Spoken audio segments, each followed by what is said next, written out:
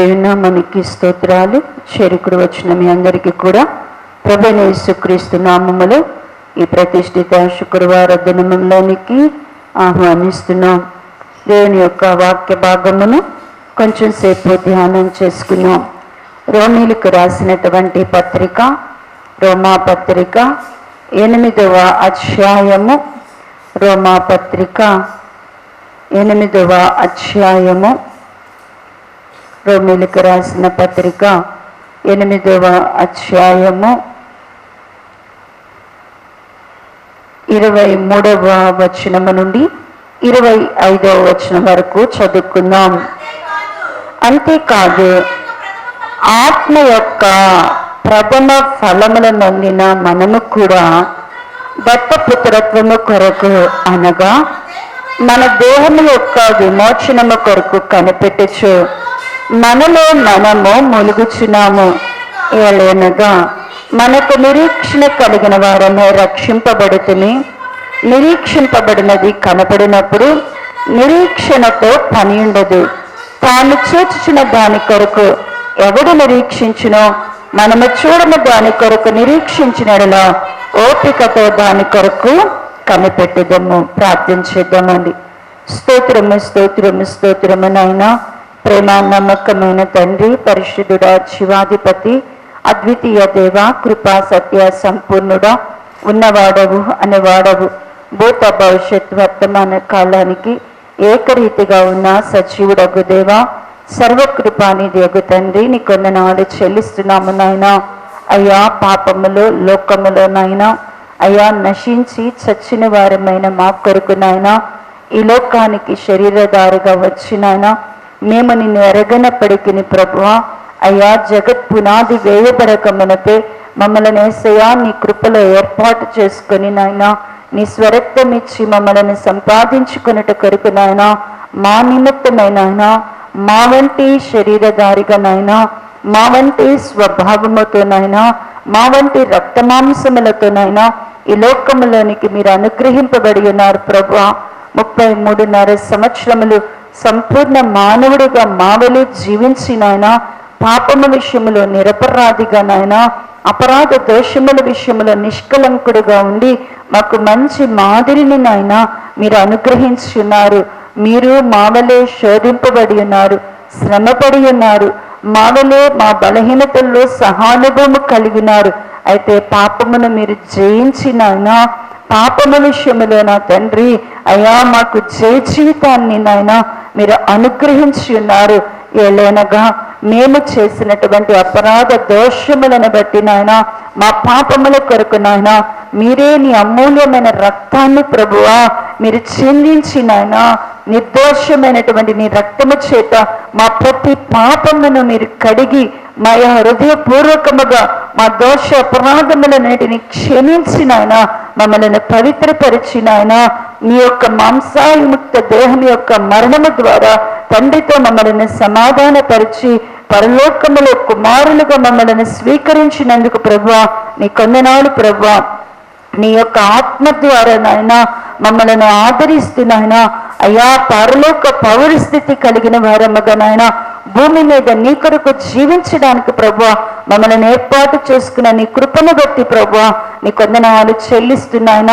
ఈ రోమా పత్రిక ధ్యానముల ద్వారా నాయన మా అంతరంగ స్వభావము నూతనపరచబడ్డానికి కృప దయచేయండి నాయన.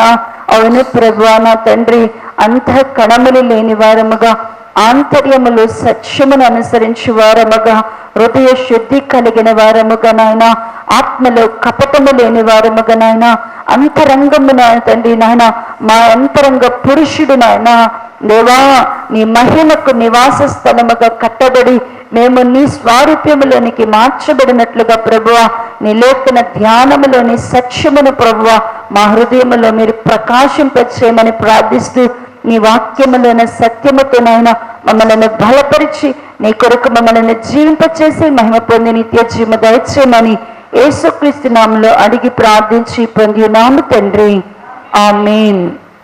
మరి ఒకసారి అందరికి వందనాలండి. ఈ చదవబడినటువంటి లేఖన భాగములో రోమా పత్రిక 8వ అధ్యాయము 23వ వచన భాగము నుండి మనము ధ్యానం చేసి ఉన్నాం. ఏమిటి అంటే కనుక మరి రోమా సంఘానికి పౌలు గారు రాస్తూ మనము ఏమై ఉన్నామో దేవుని దృష్టికి మనము మన ఎడల దేవుడు మనల్ని ఎలా ఏర్పాటు చేసుకున్నాడో రాస్తున్నాడు. మనము ఆత్మ యొక్క ప్రథమ ఫలములు నొందిన వారమంట. మనం ఎవరంటండి? ఆత్మ యొక్క ప్రథమ ఫలము నొందిన వారమైన మనం ఎలా చేయబడుతున్న దేవుని యొక్క ఆత్మ యొక్క ప్రథమ ఫలములు పొందిన మనము దత్తపుత్రులముగా చేయబడి విమోచన దినమందు మనమందరము కూడా ఏం చేయబడతామంట? దత్తపుత్రులముగా చేయబడి ఆయన ఎదుట మనము నిలబడతాము అన్న సంగతిని వివరిస్తూ ఉన్నాడు. ఆత్మ యొక్క ప్రథమ ఫలములు మనము నొందాలి అంటే, ఆత్మ యొక్క ప్రథమ ఫలముగా మనం ఉండాలి అంటే మనం ఏం చేయాలో మనము ధ్యానం చేస్తున్నాం. ఇక్కడ ఈ రోమా పత్రికలో 2 ప్రాముఖ్యమైన విషయాలను పౌలు గారు చెప్తూ ఉన్నారు. మొదట, దేవుడు తన దత్త పుత్రాత్మను మన హృదయాల్లో పంపినాడు. మనకి మొట్టమొదట దేవుడు ఎవరిని అనుగ్రహించున్నారంటే దత్త పుత్రాత్మని ఇచ్చినారు. ఈ దత్త పుత్రాత్మ ద్వారా మనము దేవునికి అనుకూలముగా మార్చబడట ద్వారా, ఈ దత్తపుత్రాత్మ ద్వారా మనము ఆత్మ యొక్క స్వారూప్యములోనికి మార్చబడట ద్వారా మనము విమోచన దినమందు ఈ ఆత్మ ద్వారా మనం ఎలా చేయబడతామంటే దత్తపుత్రాత్మని కలిగిన మనము దత్తపుత్రులముగా చేయబడతాం. అప్పుడు మనం ఏమవుతామంటే అండి, దత్తపుత్రులముగా విమోచన దినమందు మనము దేవుని ఎదుట నిలబడతాం.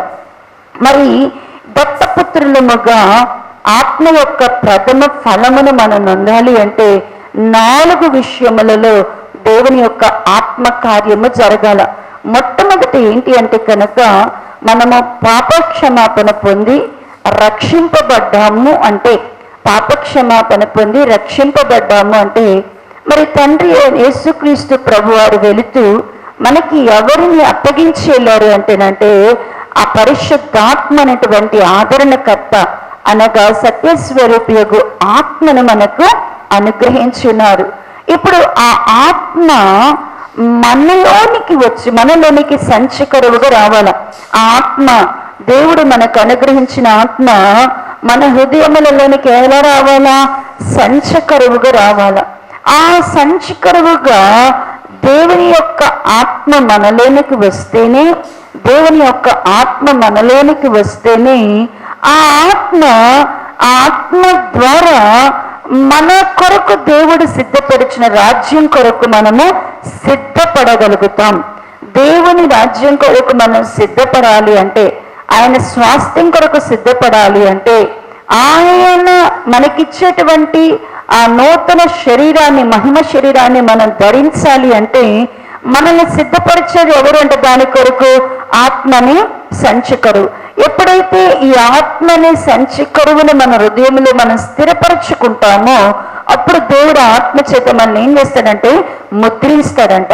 ఎప్పుడైతే దేవుని ఆత్మ చేత ముద్రింపబడతామో ఇప్పుడు ఈ ఆత్మ మనలో ఉన్నటువంటి మానవ ఆత్మను, మనలో ఏముంటది? మానవ ఆత్మ ఏదైతే ఉంటుందో అది పోయి ఇప్పుడు దైవాత్మ చేత మనము అభిషేకింపబడతాం. ఈ దైవాత్మ నందిన మనలో స్పష్టమైనటువంటి 4 మార్పులు జరుగుతాయి. ఏంటి మనలో జరిగేటువంటి ఆ 4 మార్పులు అంటే ఏంటంటే, మొట్టమొదటిది మన శరీరానికి ఉన్న స్వభావాన్ని మనం విడిచిపెడతాం. శరీర స్వభావం ఏమైపోతుందంటే మనలో నుంచి వెడలిపోతుంది. ఆత్మ స్వభావం మనకు వస్తుంది. మొట్టమొదట ఆత్మలను సంచకరువు మనలో ఉన్నాడు అంటే మనకే స్వభావం వస్తుంది? ఆత్మకుండే స్వభావము మనలో కనబడుతుంది. రెండవది ఏంటి చెప్పండి? ఆత్మ ఏం చేస్తారు అంటేనంట ఆత్మకు కలిగినటువంటి పోలికలోనికి మనల్ని ఏం చేస్తారంట? ఆత్మ దేవుని పోలికలోనికి మనల్ని ఏం చేస్తుంది అంటేనంట మారుస్తుంటది. మన పోలికను ఏం చేస్తుందంట? ఆత్మ మారుస్తాడంట. మనము మొట్టమొదట దేవుని యొక్క స్వారూప్యము పోలికలు పుట్టినవారమైనప్పటికీ ఆదాము అవ్వలకి మొట్టమొదటి ఏ పోలిక ఉందంట?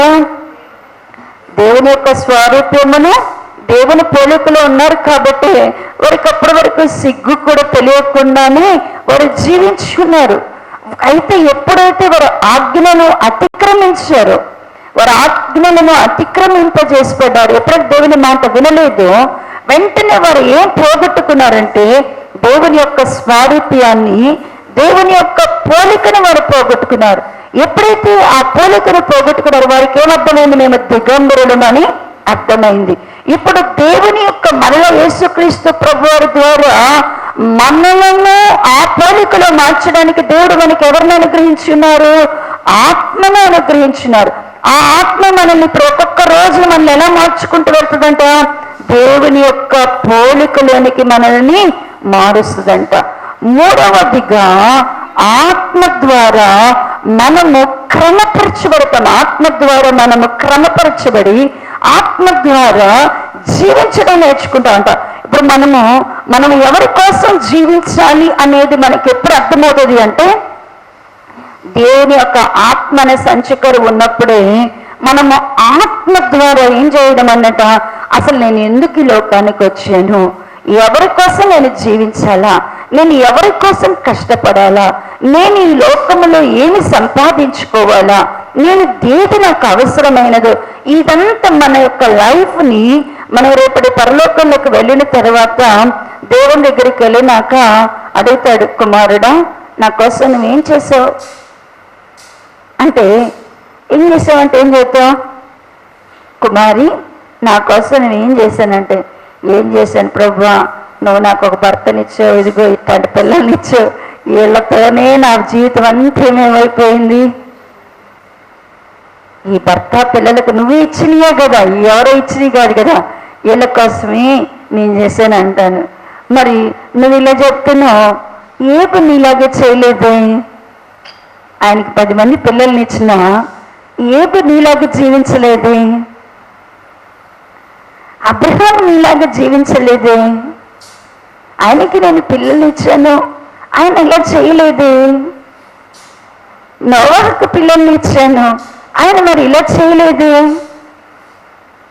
అంటే అప్పుడు మన దగ్గర ఏమంటే ఏం చెప్పినా కూడా అంటాడు కదా దేవుడు, అంటే నువ్వు నా కోసం ఏమి చేయలేదా, నా కోసం ఒక్కరోజు కూడా జీవించలేదా, నా కోసం జీవించడానికి ఒక్క దినాన్ని నేను అర్పించుకోలేదా, నా కోసం నువ్వు జీవించిన కాలం ఎంత, అది చూసినప్పుడంట మనం 2 రోజులు 3 రోజులు మొత్తం లెక్కలు గట్టి నిమిషాలు సెకండ్లు లెక్క గట్టి పెడితే ఏ 45 గంటలు, ఏ 48 గంటలు, ఏ 60 రోజులు కనపడతాయే కానీ మిగతా కాలం అంతా కూడా మనం ఎలా ఉంటామంటే తినడానికి, త్రాగడానికి, సుఖించడానికి, ఈ జీవన సంబంధమైన పోరాటంలో గడపడానికి మనం వ్యర్థపరుస్తుంటాం.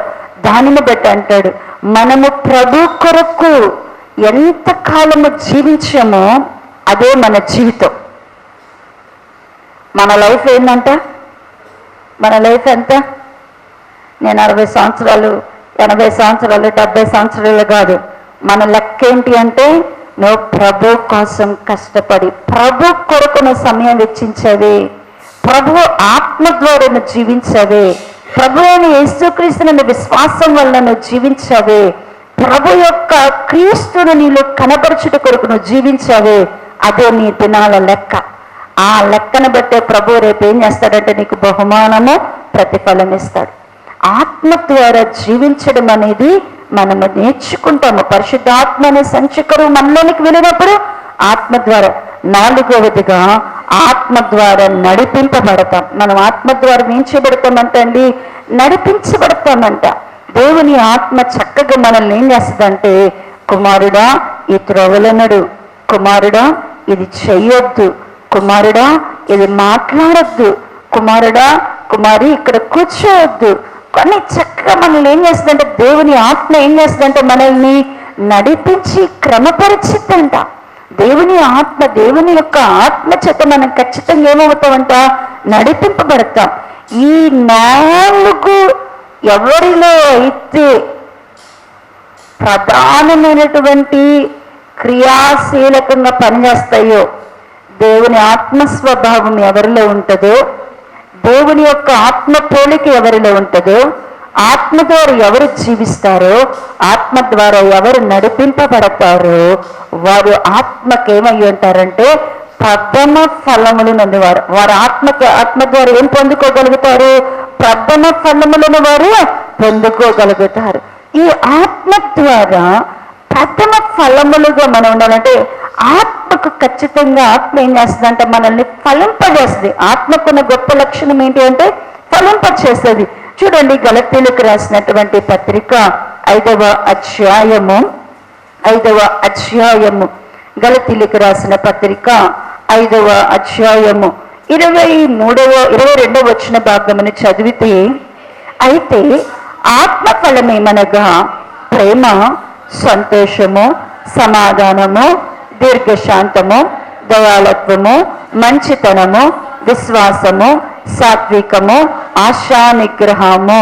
చూడండి, ఆత్మ యొక్క అంటే ఖచ్చితంగా ఎవరిలో ఈ 4 ఉంటాయో, ఎవరైతే ఆత్మ ద్వారా ఎవరైతే దేవుని యొక్క ఆత్మ స్వభావాన్ని కలిగి ఆత్మ పోలికలోనికి మార్చబడుతూ ఆత్మ ద్వారా జీవిస్తూ ఆత్మ ద్వారా నడిపింపబడతారో ఖచ్చితంగా వారిలోనికి ఏముంటాయంటే కనుక దేవుని ఆత్మ వారిలో ఏం చేస్తుందంటే ఫలించడం ప్రారంభించిందంట. ఆత్మ ఏం చేస్తుందంటే వారిలో ఫలిస్తుందంట. ఏం ఫలిస్తుందంట? ఆత్మ ఫలమేమనగా అంటున్నాడు ప్రేమ. అంటే ఇప్పుడు మనము ప్రేమ అనేది ఎంత బల్లబుద్ధి సాధించి మాట్లాడి చెప్పి విని చదివి అప్పచెప్పినా కూడా రాదు. ఆత్మ మనలో దేవుని ప్రేమ అనేది ఎవరి వల్ల మనకి దేవుని ప్రేమ అనేది ఎవరు మనకు అనుగ్రహించాలో? దేవుని యొక్క ఆత్మ ద్వారా మాత్రమే. అందుకని రోమాపత్రిక 5వ అధ్యాయ భాగములో, రోమీలకు రాసినటువంటి పత్రిక 5వ అధ్యాయ భాగం, రోమీలకు రాసిన పత్రిక 5వ అధ్యాయము 5వ వచన భాగములో అంటున్నాడు కదా, పరిశుద్ధాత్మ ద్వారా దేవుని ప్రేమ మన హృదయములలో కృమ్మరింపబడి ఉన్నది. దేవుని ఆత్మ ద్వారా ఖచ్చితంగా మనలో ఏముంటుందంట? ఫలం ఉంటుంది. దేవుని ఆత్మ ద్వారా పరిశుద్ధాత్మ మన హృదయంలో ఏమవుతుందంట? కృమ్మరింపబడుతుంది. అంటే మనలోనికి దేవుని ప్రేమ ఎవరి ద్వారా వస్తుంది? ఎవరి ద్వారా నేర్చుకోగలుగుతాం? ఎవరి ద్వారా పొందుకోగలుగుతాము? పరిశుద్ధాత్మ ద్వారానే పొందుకోగలుగుతాం. దేవుని ఆత్మ చేసేటువంటి ఫలములలో కార్యాలు చూద్దామండి. చూడండి, తిమోతికి రాసినటువంటి 2వ పత్రికలో కూడా, 2వ పత్రిక తిమోతికి రాసినటువంటి 2వ పత్రిక 1వ అధ్యాయము 7వ వచన భాగమును చదువుదాం. దేవుడు మనకు శక్తియు ప్రేమయు ఇంద్రియ నిగ్రహము గల ఆత్మనే ఇచ్చిన గాని పిరికితనము గల ఆత్మను ఇయ్యలేదు. దేవుని ఆత్మ మనకి ఏమిస్తుందంట? దేవుని ఆత్మ ద్వారా మనం ఏం పొందుకుంటున్నామంట? దేవుని ఆత్మ ద్వారా మనలో ఏమి ఇస్తుందంట? దేవుడు అన్నాడు, దేవుని ఆత్మలో, ఆత్మ యొక్క ఫలములో ఏముందంట? దేవుని ఆత్మ ఫలమును మనం పొంది ఉన్నామంటే మనం ఏం పొందుకొని ఉంటున్నామంట? ఇక్కడ అంటున్నాడు కదా, దేవుడు మనకు శక్తియు ప్రేమయు ఇంద్రియ నిగ్రహము కలిగిన ఆత్మను. ఏ ఆత్మనిచ్చాడంటే దేవుడు మనకి? శక్తియు ప్రేమయు ఇంద్రియ నిగ్రహము కలిగిన ఆత్మనిచ్చాడు, కానీ పిరికితనము కలిగిన ఆత్మనివ్వలేదు. అంటే ఖచ్చితంగా దేవుని ఆత్మ నీలో ఉంది అంటే ఖచ్చితంగా నీలో ప్రేమ అనేది కృమ్మరింపబడుతుంది. దేవుని యొక్క ఆత్మ నీలో ఉన్నది అంటే ఆ ఆత్మకున్న ఫలం ఏదో ఏం చేస్తావు నువ్వు? మీ ఇంట్లో మామిడి చెట్టు వేసావు, ఖచ్చితంగా చెట్టు ఏమవుతుంది? ఏమిస్తుంది? మామిడికాయ ఇస్తుందా? ఇదా? అంటే అది విత్తనం వేసావు కాబట్టి ఖచ్చితంగా దాని బాధ్యత ఏంటి? ఫలం ఇవ్వాలి. ఇప్పుడు ప్రభు ఆత్మను నీకు అనుగ్రహించాడు. ఆ ఆత్మ నీలో కృమ్మరింపబడింది అంటే, ఆ ఆత్మ చేత నువ్వు ముద్రింపబడ్డావు అంటే, ఆత్మ నీలో సంచకరువుగా ఉందంటే, ఆ ఆత్మ నీలోకి ఏం తీసుకొని వస్తుందంట? శక్తియు ప్రేమయు ఇంద్రియ నిగ్రహము కలిగిన ఆత్మనిస్తుంది. నీలోనికి ప్రేమ, దేవుని ప్రేమ నీలోకి రావాలి అంటే పరిశుద్ధాత్మ ద్వారాని అది సాధ్యము. అది పరిశుద్ధాత్మ నీలో ఉంటేనే దేవుని ప్రేమ అనేది నీలోనికి వస్తుంది.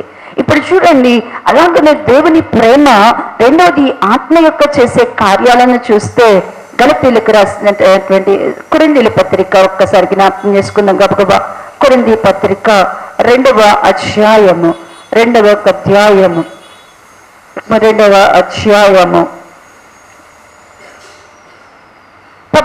వచ్చిన భాగమును చదువుదామండి.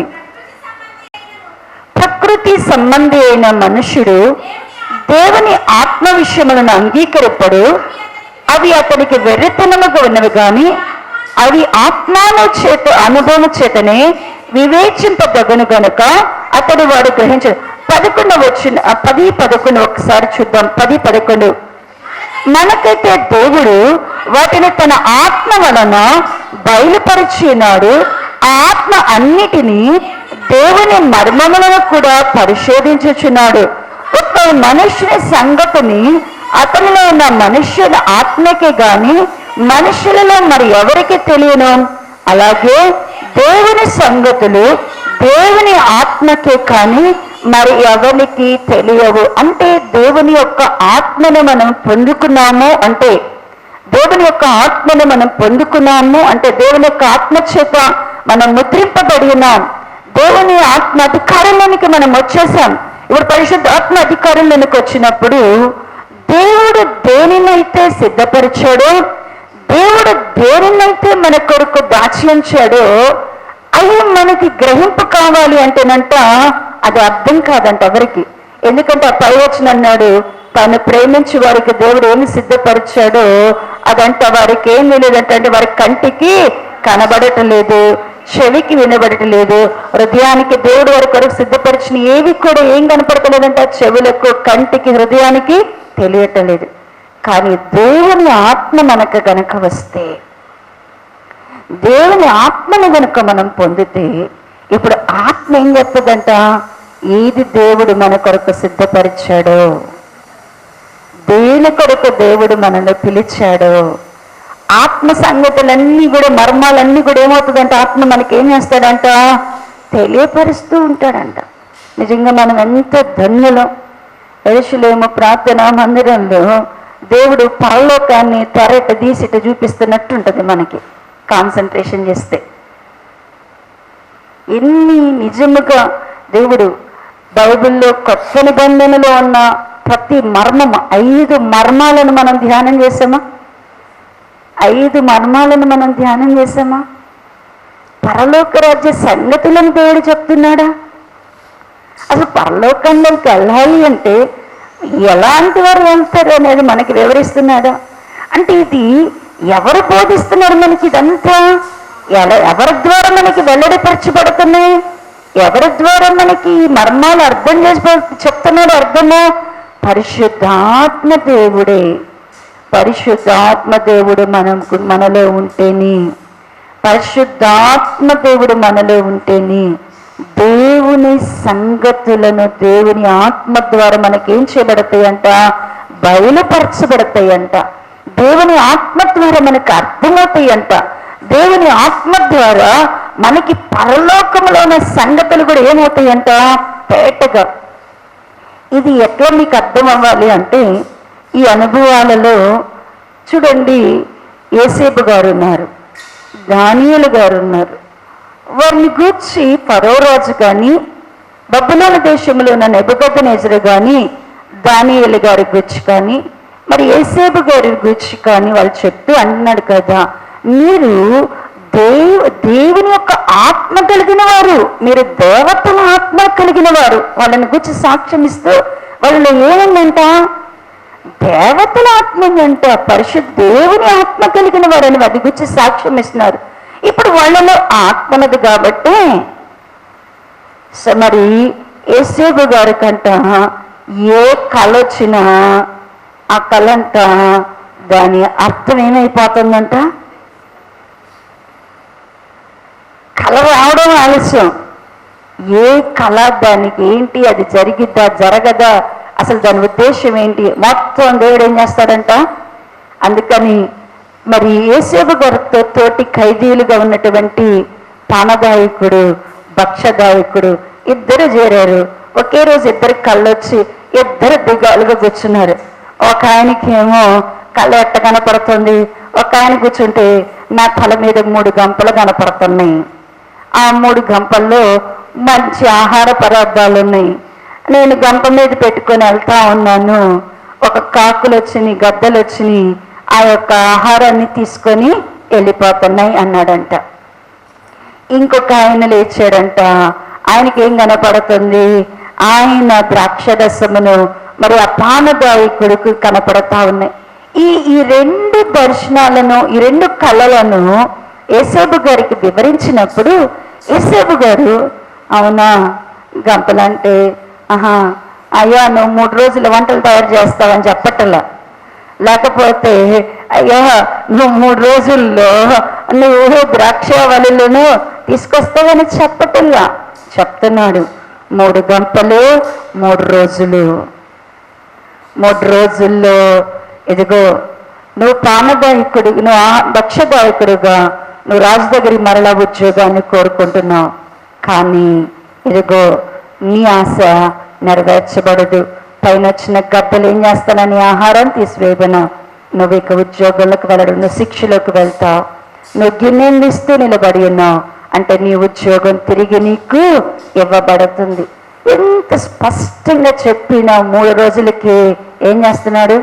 తేదీని చెప్పాడు, సమయాన్ని చెప్పేశాడు, మర్మం చెప్పేశాడు. అదే జరిగిపోయింది. ఎట్లా అర్థమైంది యేసేపుకి ఇది? ఎట్లా అర్థమైంది?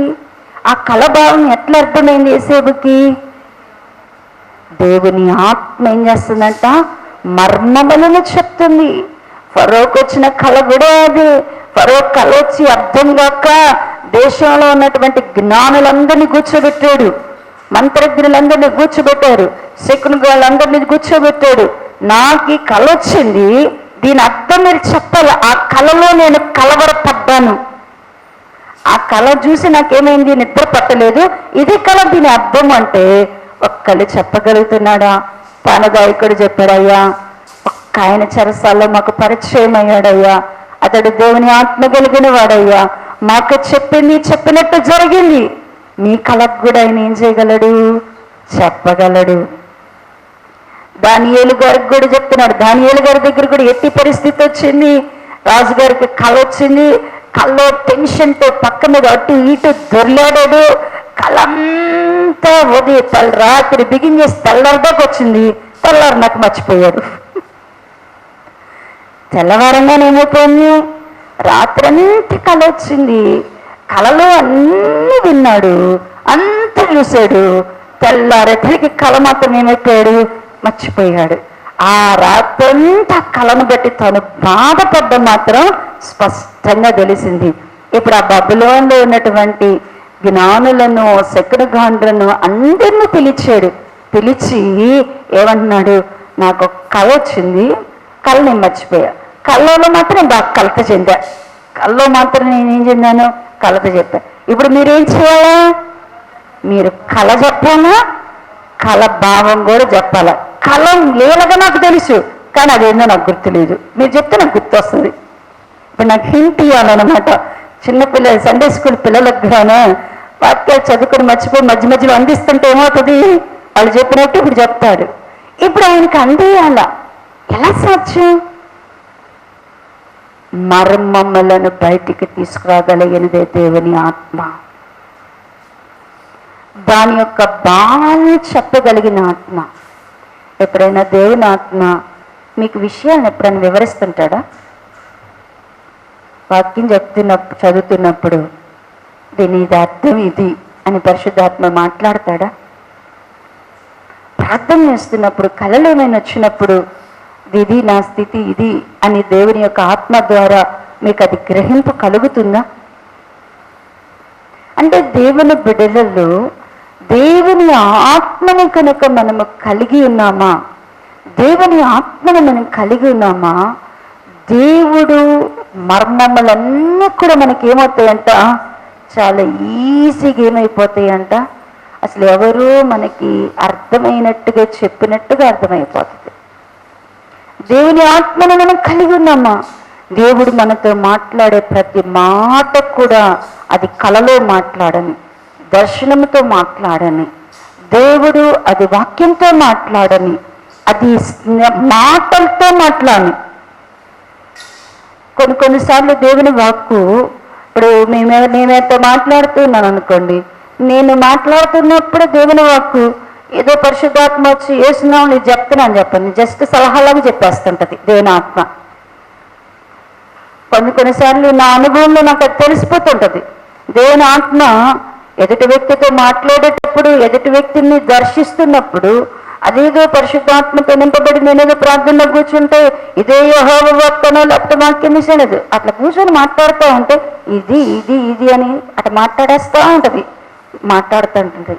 అప్పుడు అనిపిస్తుంటది నేను కాదు అది మాట్లాడుతుంది, దేవుడే వాళ్ళకి అలా మాట్లాడుతున్నాడు, వాళ్ళకి అలా సూచన ఇస్తున్నాడు, వాళ్ళకి అలా సలహా ఇస్తున్నాడు.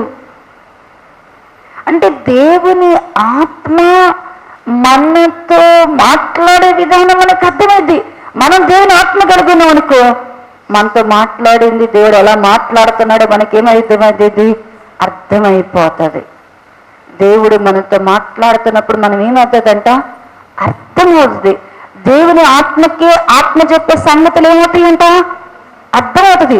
దేవుని ఆత్మకి ఆత్మ ఏమవుతుందంట, అర్థమవుతుంది అంట. ఎట్లా అంటే బెన్యామీను తండ్రి దగ్గర నుంచి వచ్చి యేసేపు గారి దగ్గరికి వచ్చాడు. యేసేపు గారికి ఇప్పుడు వచ్చి రూబేను గారు చెప్తున్నాడు, ప్రభువా నువ్వు చెప్పినట్టుగా మా తమ్ముడిని తెచ్చానయ్యా అనగానేనంట ఆయనలో ఉన్న ఆత్మంట దుఃఖాన్నంట ఏం చేయలేకపోతుందంట, ఆపుకోలేకపోతుందంట.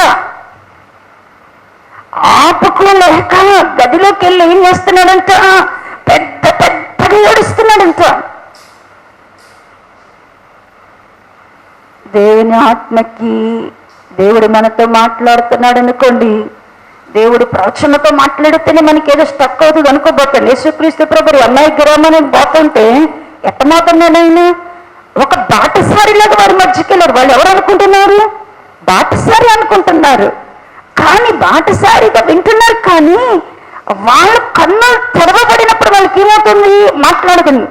ఆయన మాట్లాడేటప్పుడు మన హృదయములు మండలేదా? బాటసారిలాగా మాట్లాడుతున్నారు ప్రభువారు. దేవుడు మనతో మాట్లాడుతుంటే ఆత్మ మనం కలిగి ఉన్నామనుకో, ఆత్మ చక్కగా మొత్తాన్ని నీతో ఏం మాట్లాడుతున్నాడు దేవుడు ఏం చేస్తుంటాడు, గ్రహిస్తూ ఉంటాడు, గ్రహిస్తూ ఉంటాడు, గ్రహిస్తూ ఉంటాడు. అది నీ కోసమే, అది నీ కోసమే, అది నీ కోసమే, నాతోనే దేవుడు మాట్లాడుతున్నాడు, అది నాతోనే మాట్లాడు. ఒకసారి హైదరాబాద్లోకి వెళ్ళి కూర్చొని ప్రార్థన చేస్తున్నాను. ఒక సహోదరి కూర్చొని నాతో మాట్లాడుతూ ఉంది. చాలా విషయాలు తన పర్సనల్ గురించి చెప్తుంది. ఆ పక్కనే ఒక ఆమె కూర్చొని ఉంది, పక్కనే ఇంకొక ఆమె కూర్చొని జస్ట్ వింటుందనమాట. ఈ మాట్లాడుతూ ఉంటే నాతో ఉన్న దేవుని ఆత్మ అంటుంది, మాట మాత్రం ఏమితో కలుపుతుంది కానీ మాత్రం ఆత్మ మాత్రం ఆమెను సంధిస్తుంది. మాటను ఏమితో కలుపుతున్నా, ఆత్మ ఆ కూర్చున్న ఆమెను సంధిస్తున్నప్పుడు నేను అనుకుంటున్నాను, ఈ మాటలన్నీ నా నోట వంచబడిన ప్రతి మాట ఆమె కోసం అన్న. రెండోసారి వెళ్ళినప్పుడు పరిచర్యలో ఆయన చెప్తుంది, ఫలానా సహోదరితో మీరు మాట్లాడుతూ ఉంటే, ఆమె మాట్లాడుతుంటే దేవుని ఆత్మ నా హృదయాన్ని తెరిచింది. దేవుని ఆత్మ నా హృదయాన్ని తెరిచి ఆ మాటలు ఎవరితో మాట్లాడిందంట, ఆమెలో మార్పును తీసుకొచ్చిందంట. మనము దేవుని ఆత్మను కలిగి ఉన్నాము అంటే ఆత్మ అన్నిటిని మనకి వివేచింపజేస్తుందంట, అన్నిటిని మర్మాలను శోధింపజేస్తుందంట. ఆత్మ ద్వారా అన్నిటిని కూడా మనం ఏం చేయగలుగుతామంట, గ్రహించగలుగుతాం. పామరులైనటువంటి పేతురు ఎక్కడ, శాపల ఏ చదువు పరిజ్ఞానం లేని పేతురు ఎక్కడ నిలబడి అనర్గళముగా పరిశుద్ధాత్మ ద్వారా ధర్మశాస్త్రములోని లేఖనములోని సత్యములను ఎత్తుపెట్టి మాట్లాడుతున్నప్పుడు వీళ్ళకి ఇలా పాండిత్యం ఎలా వచ్చింది? ఆత్మ ద్వారా ఏం చేస్తున్నాడంట, ప్రతి మాటను వాక్యంలో నుండి వివరిస్తున్నాడు. ఈ రోజున నిజముగా దేవుని ఆత్మ అసలు నీలో ఉందా? ఆత్మ యొక్క ప్రథమ ఫలంగా మనం ఉన్నామా? ఆత్మ యొక్క ప్రథమ ఫలముగా మనం మారాల. ఆత్మ యొక్క ప్రథమ ఫలముగా మనం మారాలి అంటే ఈ 4 మనలో ఉండాల్సింది. ఆత్మ యొక్క ప్రథమ ఫలముగా ఎప్పుడు మాత్రమో దేవుని యొక్క ప్రేమ మన హృదయంలో కృమ్మరింపబడుతుంది. శక్తియు ఇంద్రియ నిగ్రహం కలిగిన ఆత్మ మనకు వచ్చేస్తుంది. దేవుని ప్రేమ ద్వారా దేవుని యొక్క సంగతులను మనం గ్రహిస్తాం. దేవుని యొక్క ఆత్మ ద్వారా మర్మాలు మనకు అర్థమవుతాయి. దేవుని యొక్క ఆత్మ ద్వారా మనం అన్నిటినీ కూడా వివేచింపగలుగుతామంట. చూడండి, ఇంకా దేవుని యొక్క ఆత్మ యొక్క సహాయాన్ని చూస్తే దేవుని యొక్క ఆత్మ మనలో చూడండి, ఎఫెసీయులకు రాసినటువంటి పత్రిక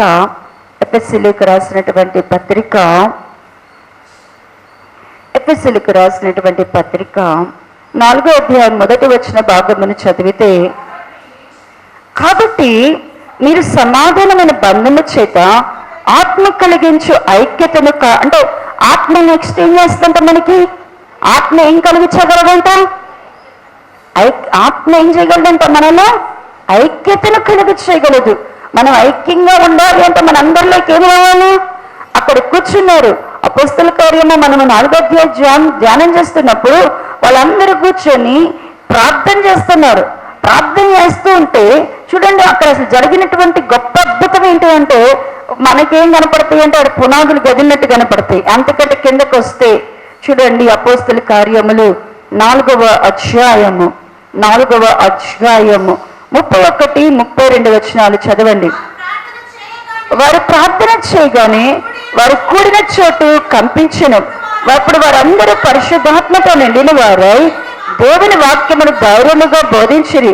విశ్వసించిన వారందరూ ఏకహృదయమును ఏకాత్మ గల వారు ఉండరు. చాలండి, అంటే పరిశుద్ధాత్మ చేసే కార్యం వారిలో. వారు అంటారు కదా, వాళ్ళు ప్రార్థన చేస్తూ ఉన్నారు. ప్రార్థన చేస్తుంటే వాళ్ళందరూ కూడా పరిశుద్ధాత్మతో ఏమైపోయినారంట? నిండుకున్నారు. పరిశుద్ధాత్మతో వారందరూ కూడా ఏమన్నారు? నిండుకున్నారు. పరిశుద్ధాత్మతో వారు నిండుకొని వారు ప్రార్థన చేస్తుంటే ఆ ప్రార్థన వాళ్ళు కూర్చున్న చోటును ఏం చేసిందంట? ఈ అనుభవాన్ని ఒక్కసారి మనం చూస్తామా? వాళ్ళు కూర్చున్న చోటు ఏమైందంటే ప్రార్థన ఏం చేసిందంట? ప్రార్థన కూర్చున్న స్థలాన్ని ఏం చేసిందంట? భూకంపం వచ్చినట్టు అయిందంట. అంత ప్రార్థన చేశారు వాళ్ళు. వాళ్ళు ప్రార్థన చేస్తే వాళ్ళు కూర్చున్న భూమి అంతా కూడా ఏమైపోయిందంట? కంపించిందంట.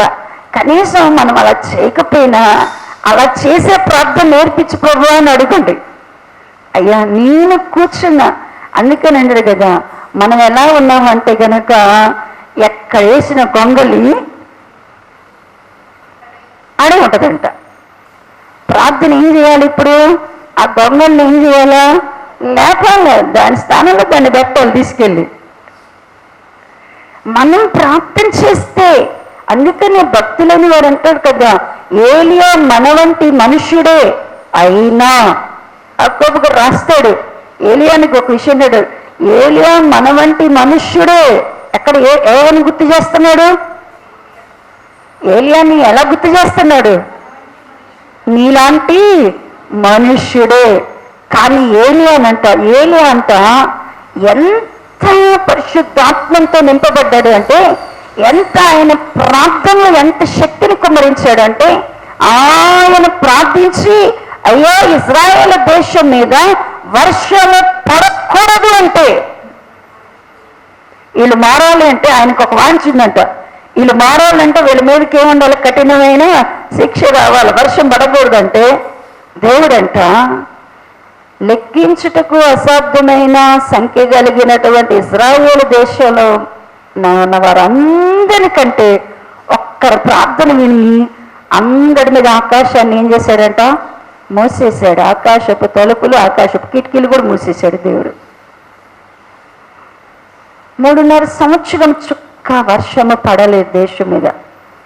మళ్ళా వాళ్ళ హృదయాలు దేవుని తట్టు స్థిరపరచబడాలి అంటే, ఆ కరువులో క్షామములో వారు పోషింపబడాలంటే అదే మనుష్యుడు దేవుని సన్నిధిలోనికి ఏం చేశాడంట? ప్రార్థన చేశాడంట. 7 మారులు మన వంటి మనుష్యుడే మన వంటి మనుషుడే. ప్రభా, ఈ దినమున నేను చెప్పేశాను, హాబుతో చెప్పేశాను, ఉపాధ్యాయుతో చెప్పేశాను.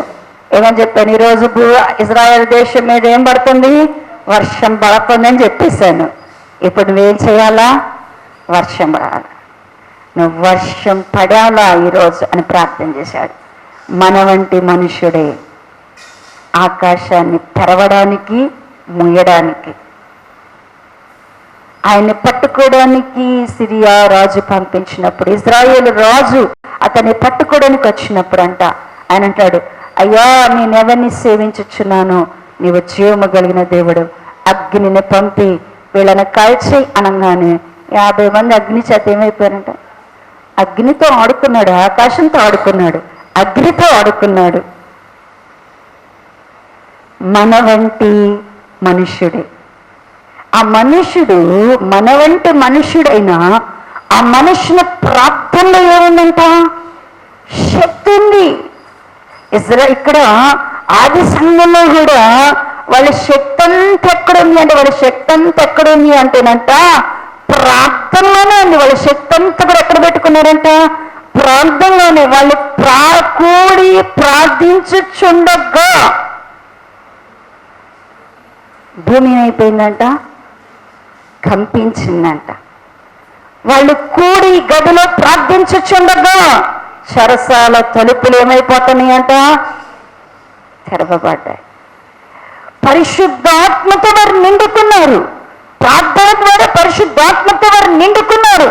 నిండుకుండానే వాళ్ళకి కలిగినటువంటి రెండవ అనుభవం ఏంటి అంటే కనుక, వారిలో ఏక మనస్సు, ఏక హృదయము, ఏకాత్మ చేసింది.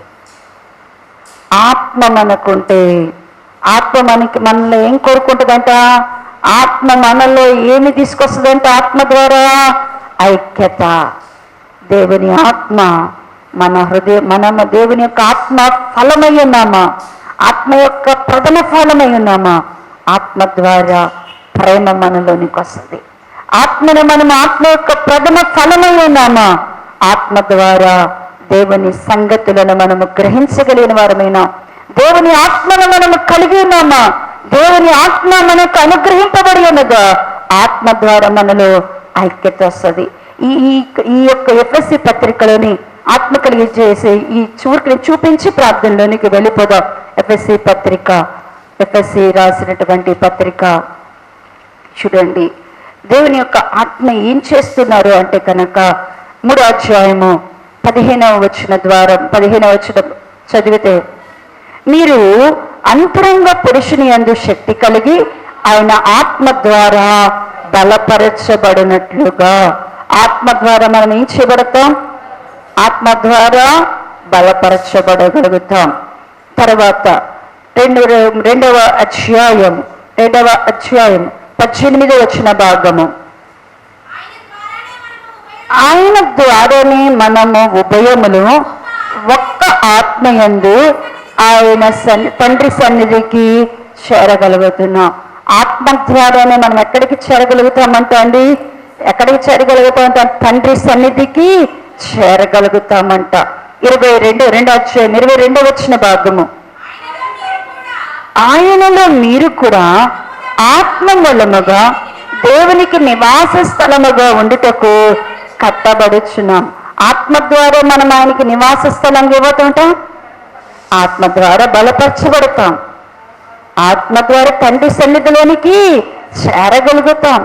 ఆత్మ మూలముగా మనం ఆయనకి నివాస స్థలముగా ఏం చేయబడతామో? కట్టబడతామంట. ఆ ఆత్మ ద్వారాని చూడండి, దేవుని యొక్క ఆత్మ ద్వారాని అన్నాడు కదా దేవుని యొక్క వాక్య. ఇది ఎఫ్ఎస్సి పత్రిక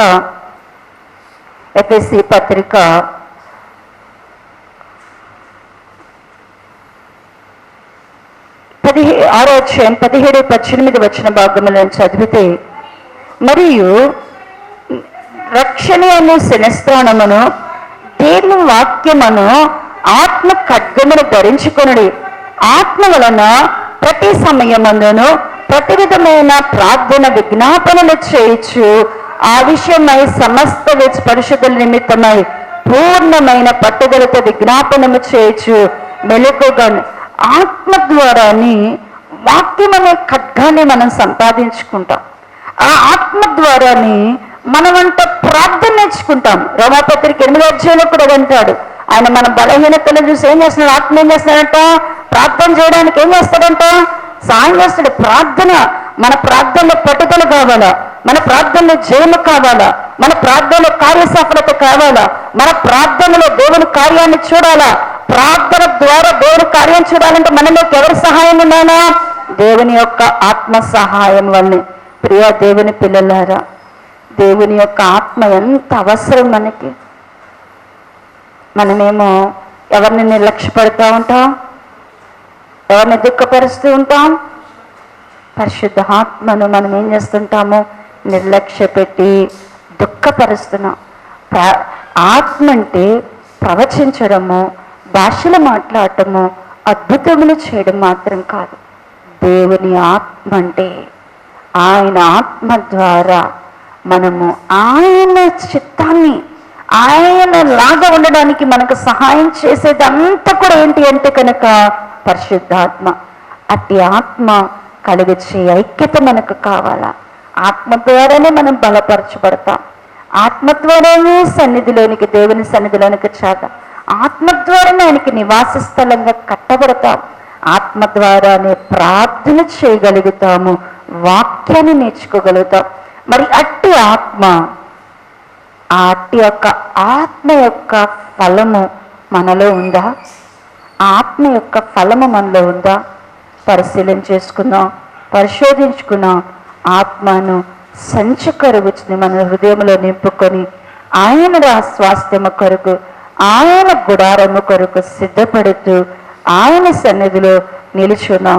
అట్టి కృప దేవుడి సంఘానికి దయచేయునుగాక. ఆమేన్.